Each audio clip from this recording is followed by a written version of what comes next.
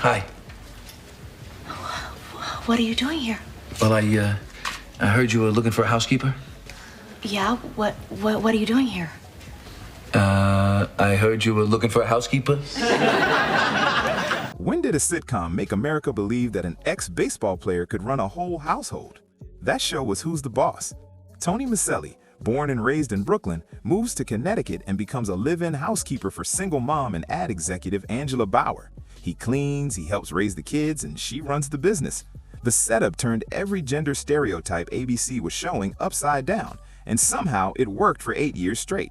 Tony Danza played the charming ex-athlete who became a domestic hero. Judith Light was Angela Bauer, Katherine Hellman stole every scene as Mona, and Alyssa Milano and Danny Pintaro played the kids, Samantha and Jonathan, stuck in the middle of it all. The show took a risky idea, what if the man stayed home and the woman worked, and turned it into cozy TV, showing that gender roles could be flexible, and nobody really knew who was in charge anyway. Today, we're counting down 15 weird facts about Who's the Boss that you probably never knew. Before we start, do us a favor. Hit like, subscribe, and share this with your fellow Gen X sitcom fans. YouTube really likes that stuff. Oh, and stay until number 15, the finale that the stars of the show hated. Now, let's start the countdown with who. Number 1. Judith Light pranked Tony Danza during a shower scene. Judith Light and Tony Danza worked together for 8 seasons, but in episode 2 of the series, Light decided they were already close enough friends to play a very specific kind of workplace prank. You rang, madam? You rang, madam? Yes, Tony. Ever since you've been here, everything is just spotless and immaculate. Dirt is my enemy. The episode was called Briefless Encounter, and it had a shower scene between Angela and Tony. During one of the takes, Light surprised Danza by flashing him in the middle of the scene. Holy smoke.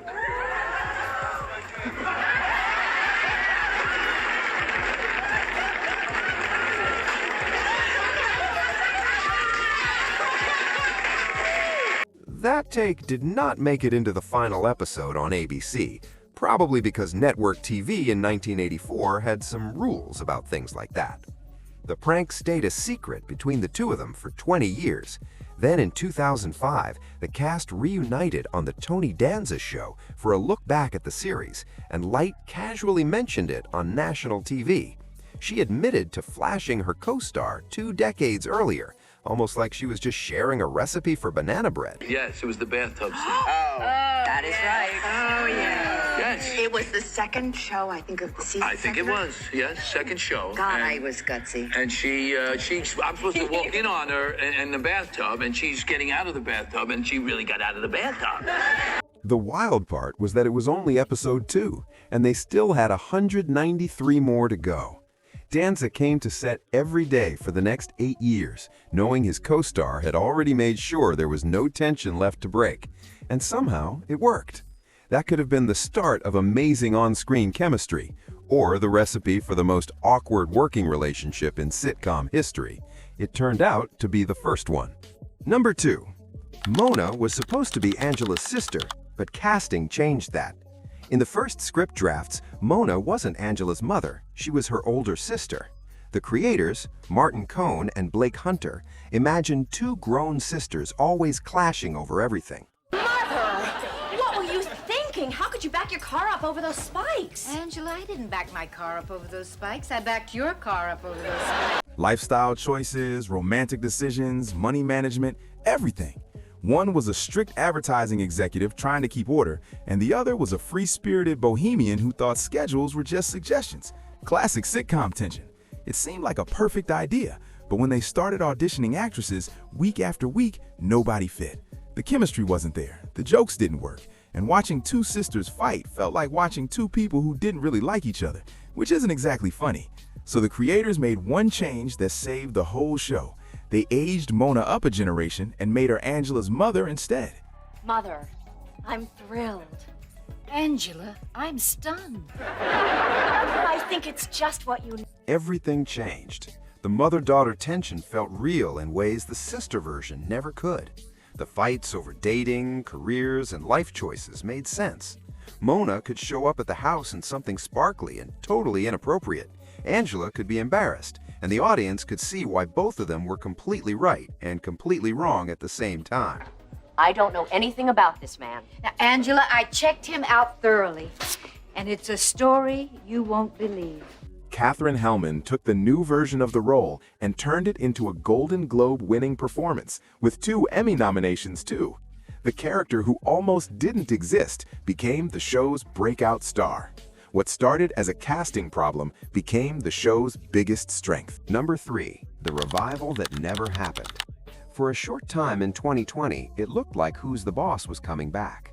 Sony Pictures Television announced a revival with the original idea everyone wanted: Tony Danza and Alyssa Milano returning as father and daughter. This time, Samantha would be the single mom trying to balance her career and kids, and Tony would move back in to help. Role reversal, the sequel. Perfect for streaming, right? But development moved slower than Mona deciding what to wear on a Saturday night. First, the pandemic hit and stopped everything. Then, Alyssa Milano got sick with long COVID, which she talked about publicly, putting production on hold. By early 2022, she told fans the script was finished and they were very close to getting the green light. Close turned out to mean nowhere near ready, because another year passed with nothing happening. Amazon Free picked up the project in mid-2022, and according to reports, hope returned. Fans started getting excited again. Yeah, right there. We live right over Mrs. Bonaducci. Smells from her kitchen on a Sunday morning after Mass. Oh, Madonna. Hey, then we got rich, and we moved to the West Side. But by October 2024, the show's listing on Freevee showed the project was no longer in active development, and no official announcements came. 4 years of planning with multiple script drafts, casting talks, and table reads ended with exactly 0 episodes airing. According to public updates from the cast and crew, the revival stalled in development, ending the same way the original series did, without resolution and leaving everyone wondering what could have been. Fans wanted closure after that non-wedding finale, which we'll talk about later, but instead they got a second round of disappointment 30 years later. Maybe that's fitting. Who's the Boss was always about timing and missed chances, and even Tony Danza couldn't turn this mess into something that worked. Number 4. The premise that made executives panic. Mid-1980s TV played it safe. Nuclear families, predictable laugh tracks, nothing that might upset sponsors. Then, Who's the Boss came to ABC with a pitch that probably made the executives reach for an aspirin. Oh, yeah, well, you're the one who told me to come on in there. I mean, you said you're the housekeeper. This is part of the house, you said. Oh, were you in the habit of cleaning in your bathrobe? A man doing housework, wearing an apron, raising kids while a woman focused on her career. ABC executives were shocked. They thought it would be career suicide. The idea broke every sitcom rule they had followed since Leave It to Beaver. The network kept asking, what if middle America rejects it? What if sponsors pull out? What if we end up greenlighting the show that kills the family sitcom? But the creators, Martin Cohen and Blake Hunter, stood firm. They knew the idea worked because it asked a question nobody on TV was asking. Why does it matter who does what as long as it gets done? ABC took the risk. The show premiered in September 1984, and audiences didn't just accept it, they loved it. 8 seasons, 196 episodes. Turns out, middle America was ready to watch a man run a household while a woman ran a business. What are you doing? Oh, this is called aerobic house cleaning. You stay lean while you clean. You're home early, aren't you? Grant decided to call a special meeting of the board of directors to decide on the new president right away. The premise that scared the executives ended up becoming one of the most successful sitcoms of the decade. Sometimes the riskiest idea is the one that actually works. Number 5. Judith Light got the role with one unscripted line. Judith Light almost didn't become Angela Bauer. She had spent 5 years on the soap opera One Life to Live. In 1982, her partner, Robert Desiderio, convinced her to leave steady daytime TV and move to Los Angeles to seriously try for primetime roles. But for months, nothing worked out. Auditions turned into callbacks, and callbacks turned into polite rejection letters. Then she was called in for Who's the Boss and walked into a room where Tony Danza was already cast as Tony Micelli, reading scenes with actresses auditioning for the role of Angela. I'll get it. No, I'll get it. I'm the housekeeper here. Well, then take the afternoon off. I'll get the door. I'll get the door. I'll get it. They started going through the script. Light walked across the set wearing a robe and said her lines exactly as written. Then she noticed Danza looking at her during the scene. It was just a quick glance, but she saw it. She stopped, looked him straight in the eye, and said, "What are you looking at?" The line wasn't in the script. It was completely improvised, and the producers watching knew right away they had found Angela Bauer. That one unscripted moment showed everything the character needed to be. I mean, it's quite, you look, you really, really, I'm telling you. Thanks. You're going bowling? She was confident enough to stop a scene when something felt wrong. She was sharp enough to call it out directly and brave enough to go off script when the moment needed it. The chemistry between Light and Danza was instant and powerful, with equal parts attraction and challenge. Less than a year after leaving her soap opera with no backup plan, Light was co-starring in a primetime sitcom that would run for 8 seasons. Sometimes the best career move is the one that makes no sense at the time. Number 6. Tony Danza was doing community service just weeks before the premiere. Only weeks before Who's the Boss premiered in September 1984, Tony Danza had a problem. He had been sentenced to 250 hours of community service after an altercation with a security guard at a New York restaurant the year before. The timing could not have been worse. Danza pleaded no contest and ended up completing more than 212 hours as an activities director at a Jewish nursing home in Harlem. So while ABC was getting ready to introduce America to Tony Micelli, the wholesome single dad who sang lullabies and happily folded laundry, Hey, she hardly ever comes down. Ooh. Dad, when you said baseball, does that mean softball too? the real Tony Danza was spending his time organizing bingo nights and leading sing-alongs at a nursing home in New York. He finished his community service without delaying production on the show.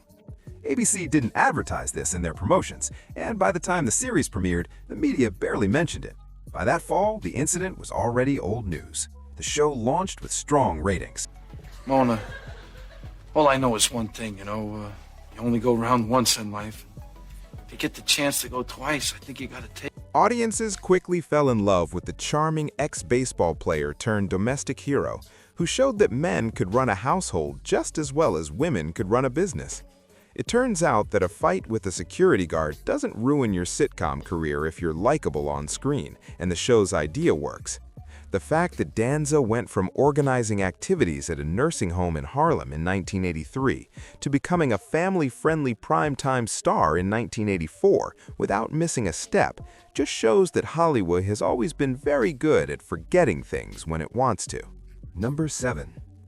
Danny Pintaro's storylines were trimmed because of his sexuality.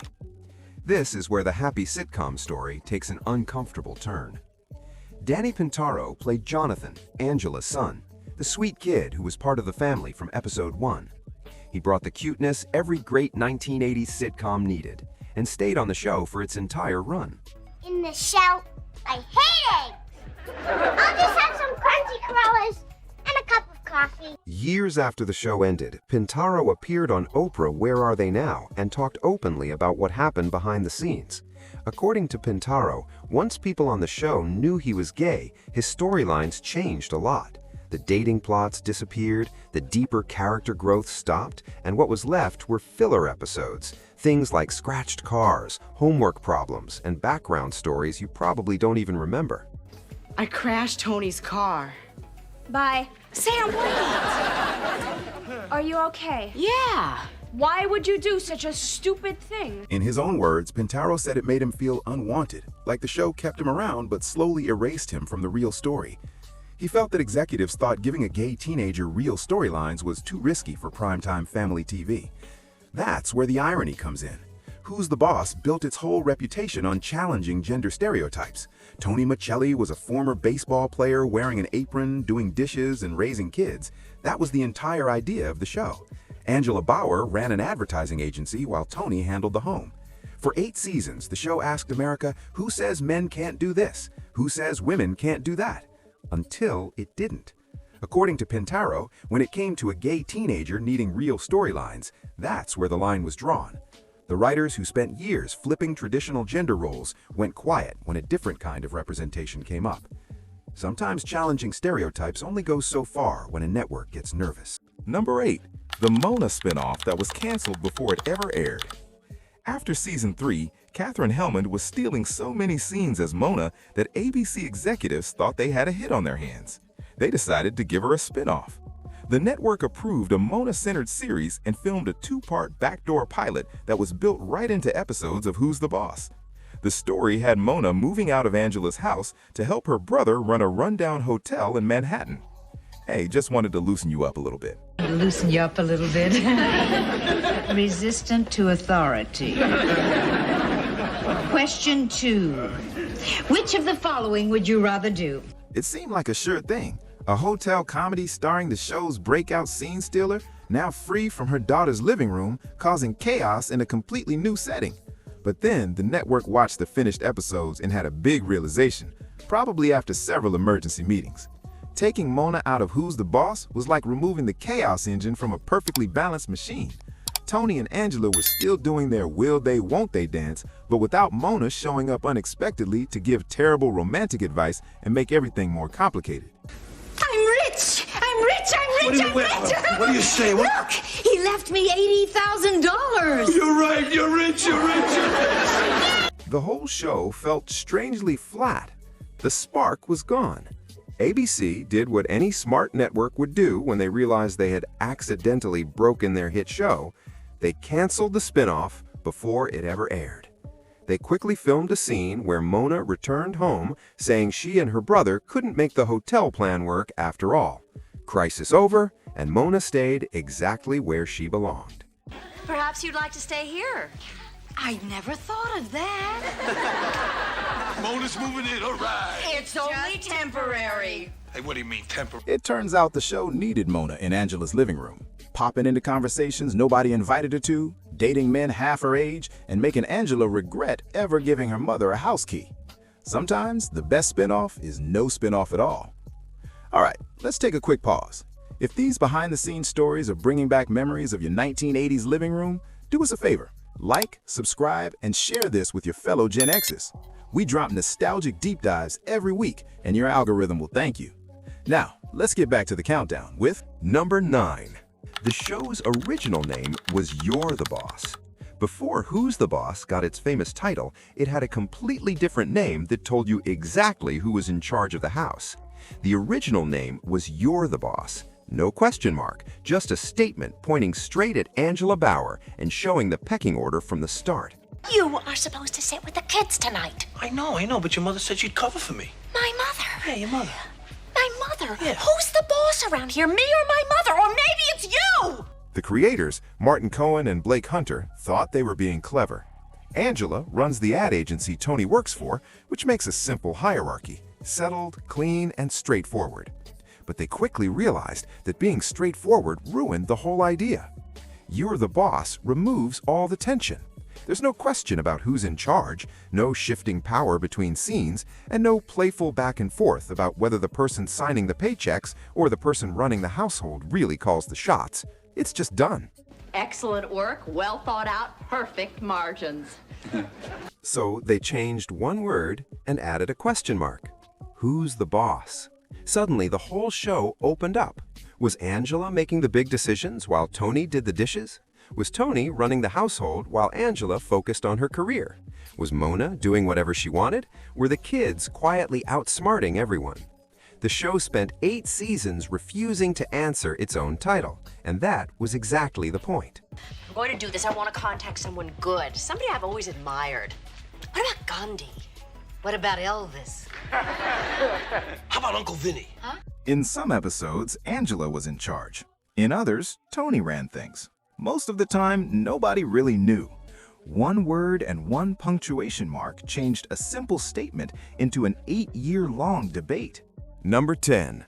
The opening theme lyrics changed after season 2. If you grew up watching Who's the Boss, you can probably sing Brand New Life in your sleep. It's one of those perfect 1980s theme songs that gets stuck in your head for days after hearing it just once.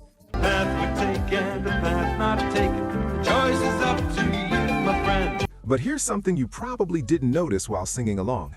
The lyrics changed halfway through the show, and nobody said a word. In the first 2 seasons, the opening started with this line: "There is more to life than what you're living." There is more to life than what you're living, so take a chance and face the wind. Which, if you think about it, is kind of strange for a sitcom theme song to say. It's like your TV just looked at your life and said, yeah, this isn't it, Doc.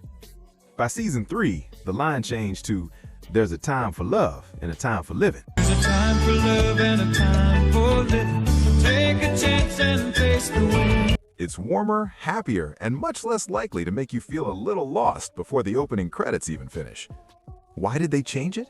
By season 3, the show had figured itself out. The first 2 seasons were still finding their footing and testing what worked. Once they got it right, they realized the original lyric was bringing everyone down before Tony even picked up a mop, so they fixed it.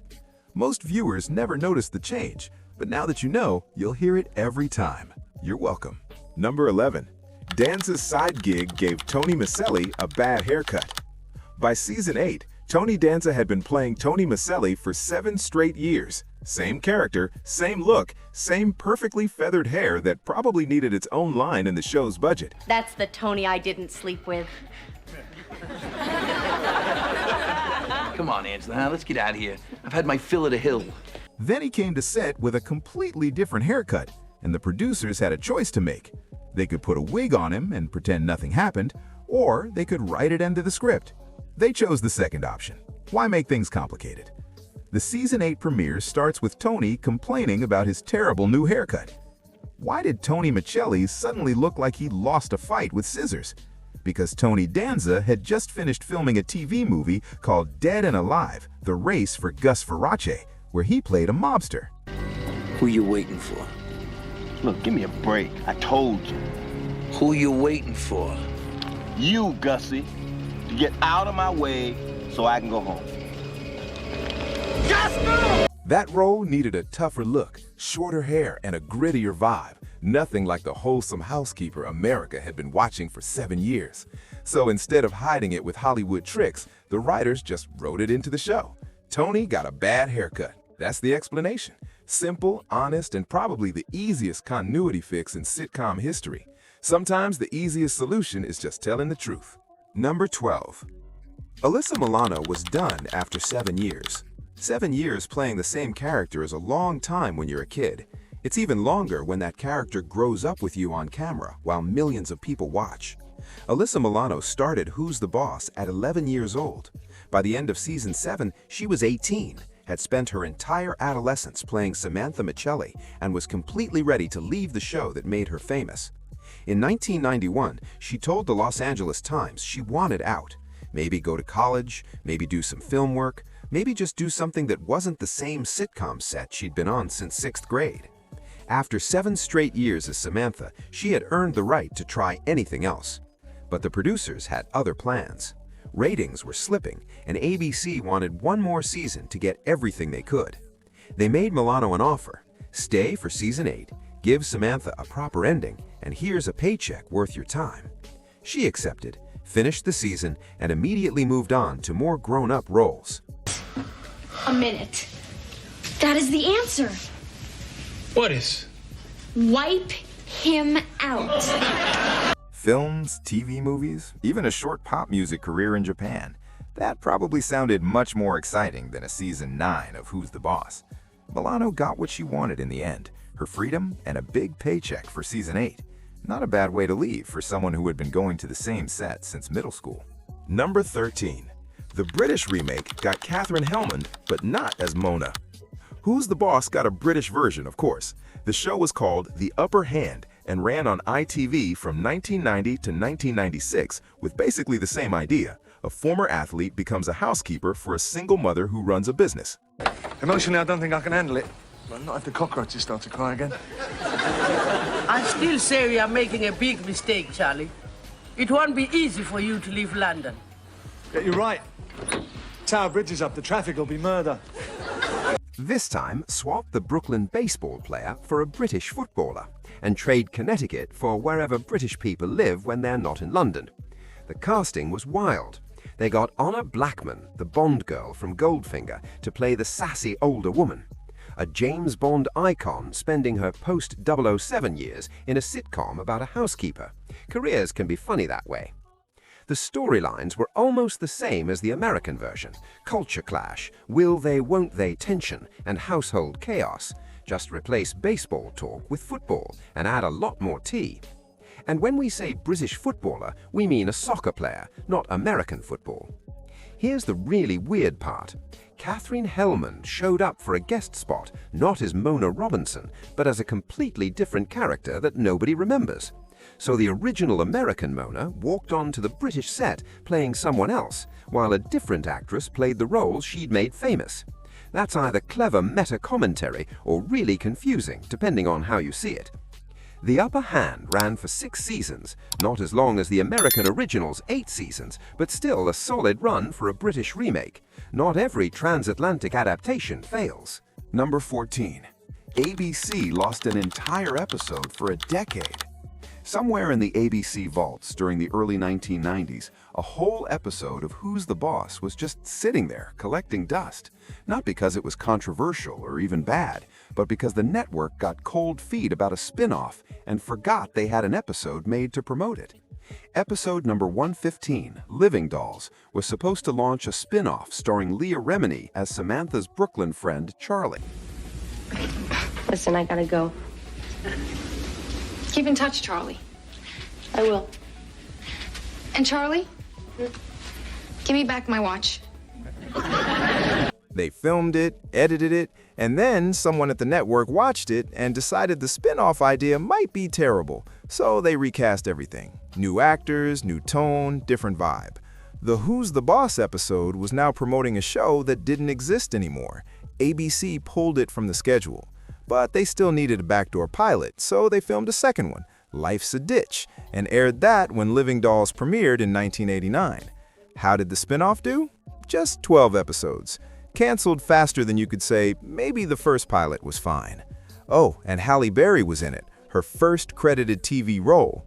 She survived the show's failure just fine.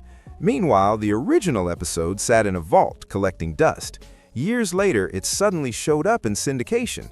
No announcement, no explanation, just there. Like ABC hoped nobody would notice they had lost an entire episode for a decade. Smooth, baby. Number 15. Danza refused to let ABC give the show a wedding finale. By season 7, Who's the Boss was losing viewers fast. ABC wanted to cancel it. The producers asked for one more season and promised they would finally do what fans had been waiting for: put Tony and Angela together. The network agreed. Season 8 became one long romantic build-up, and after 7 years of will they, won't they tension, Tony and Angela finally became a couple. Look, Tony, I don't want you to ever resent. Angela, the only thing I resented was being without you. What are your qualifications?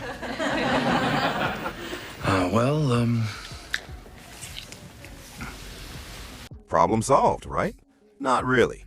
Ratings stayed low because audiences didn't need Tony and Angela to finally get together. They needed better storylines. Season 8 limped to the finish line, and ABC started planning a big wedding finale. Tony Danza looked at the script and said absolutely not. His reasoning made sense. The show was called Who's the Boss, not They Got Married and Now We Know. The whole idea of the show was about the question, the tension, the uncertainty. Marrying them off would have ruined what made the show work. ABC still wanted the wedding, ratings, promotions, the whole thing, but Danza held firm. The finale aired with Tony standing on Angela's doorstep, just like in the pilot 8 years earlier. No wedding, no real resolution, just Tony and Angela staring at each other while half of America yelled at their TVs. Would a wedding have saved the ratings? Probably not. The show had run its course, but Danza made sure it ended as a question, not an answer, exactly the way it started. You got the job. Sometimes artistic integrity is more important than network pressure, even when a show is already canceled. And there you have it, 15 weird facts about Who's the Boss. If you grew up watching this crew trade jokes and serve casseroles, tell us your favorite moment in the comments below. Also, be sure to like, subscribe, and join us next time for another trip through the golden age of TV weirdness. And until next time,